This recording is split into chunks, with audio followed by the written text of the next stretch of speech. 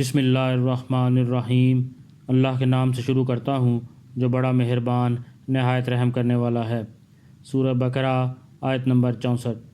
ثم تولیتم من بعد ذلک فلولا فضل اللہ علیکم ورحمتہ لکنتم من الخاسرین۔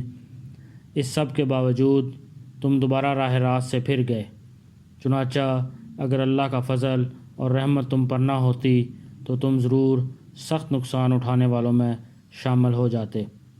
یہاں فضل و رحمت سے یا تو توبہ کی توفیق مراد ہے کہ انہیں توبہ کی توفیق مل گئی، اور یا عذاب کو مؤخر کرنا مراد ہے، یعنی بنی اسرائیل پر عذاب نازل نہ ہوا بلکہ انہیں مزید مہلت دی گئی۔